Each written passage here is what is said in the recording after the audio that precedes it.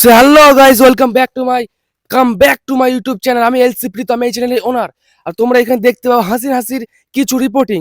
আজকে আমি এমন একটা বিষয় নিয়ে কথা বলতে চলেছি, যেটা হচ্ছে এক কুখ্যাত অবৈজ্ঞানিক কথা বা বিষয়, যেটা হচ্ছে বিগত 31শে মে 2026 খ্রিস্টাব্দে আরসিবি অর্থাৎ ব্যাঙ্গালোর এবং জিটি অর্থাৎ গুজরাটের বিরুদ্ধে যে খেলাটা হয়েছিল, ফাইনাল খেলাটা হয়েছিল আহমেদাবাদের মাঠে, সেই বিষয়ে আমি কিছু কথা বলবো।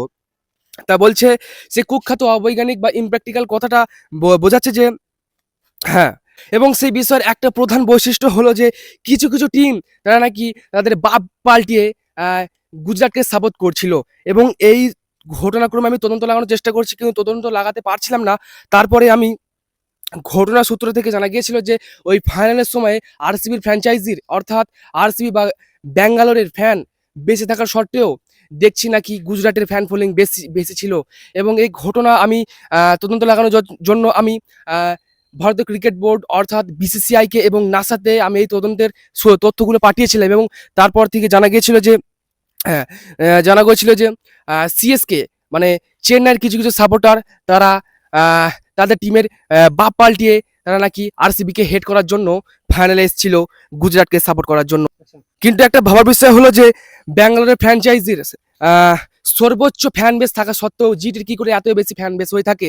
এই ঘটনার তদন্ত লাগানোর জন্য আমি গিয়েছিলাম সোজা হেডকোয়ার্টার অর্থাৎ আইপিএল হেডকোয়ার্টার বিসিসিআই এবং নাসাতে। এবং সেইখানে তদন্ত করাকালীন জানা যায় যে সিএসকের কিছু ফ্যানেরা আরসিবির জার্সি না পরে জিটির জার্সি পরেছিল, এবং জার্সি পরে তারা নাকি জিটিকে সাপোর্ট করেছিল। পরে যখন আরসিবি জিতে যায়, তারপরে তারা, হ্যাঁ, গুজরাটের জার্সি ছেড়ে তারা আরসিবির জার্সি পরিধান করে আরসিবিকে চেয়ার আপ করছিল, যাতে তাদের বোঝা যায় না যে তারা নাকি আরসিবিকে সাপোর্ট করতে আসেনি। অর্থাৎ খুব অবাক লাগছে আমার জেনে যে এই জিনিসটা হচ্ছে না কেন। ঘটনা সূত্র থেকে জানা যাচ্ছিল যে এরা নাকি 2 বছর ব্যান হয়েছিল।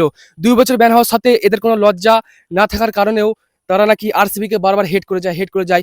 কিন্তু 19 বছর তদন্ত করার মাধ্যমে জানতে পেরেছিলাম এরা নাকি সিএসকের ফ্যান, যারা কিনা জিটি তে রূপান্তরিত হয়ে আরসিবিকে ডিসসাপোর্ট অর্থাৎ গুজরাটকে সাপোর্ট করতে এসেছিল। কিন্তু তাদের মুখের উপর তামাচা, RCB back to back final জিতে গেল, এবং সে সিএসকে ফ্যানদের জলে মনোভাব সব জলে চলে গিয়েছিল, এবং তাদের এক্সপেকটেশন সব জলে চলে গিয়েছিল জিটিকে হারিয়ে। At last RCB back to back IPL cup নিয়ে নিল। সেই কারণে কিছু কিছু টিমের পাছায় জ্বালা করছে। তার ফলস্বরূপ আরসিবির টিম ডেভিড এবং ফিল সল্ট তারা কিনা নতুন একটা বিজনেস খুলেছে।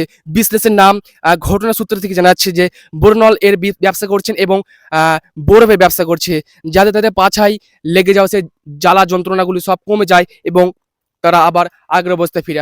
সো বন্ধুরা, আজকের ভিডিওটা তোমাদের কেমন লাগলো? আশা করি খুবই ভালো লেগেছে, কেননা ভিডিওটা আমি বানাচ্ছি বলে কথা। এবার ভিডিওগুলি যদি ভালো লাগে, লাইক, শেয়ার, সাবস্ক্রাইব, কমেন্ট এবং আরো ভালোবাসা দিয়ে যাবে। আরো পরবর্তী সময় আরো ভালো ভালো ভিডিও বানাবো, ঠিক আছে? এবার শেষমেশ বলে দিই, ভিডিওগুলো করতে খুবই আমার স্ক্রিপ্ট, কোনো ঝামেলায়, ঠিক আছে? ভিডিওগুলো আশা করি তোমার খুব ভালো লাগবে। এবার ভিডিওগুলো দেখার পরে একটু ভালোবাসা, যেমন লাইক, শেয়ার, সাবস্ক্রাইব, কমেন্ট এবং শেয়ার করে দেবে, যাতে ভিডিওটা আরো পৌঁছায় এদিক ওদিকে, ঠিক আছে? হ্যাঁ, আজকের জন্য এইটুকুই। আবার দেখা হয় পরে একটা ভিডিওতে, ভালো মজাদার ভিডিওতে। সো গাইস, আজকে সমাপ্ত করছি আমাদের রিপোর্টিং। ওকে, আন্ডারস্ট্যান্ড? টাটা, বাই বাই, জয় হিন্দ।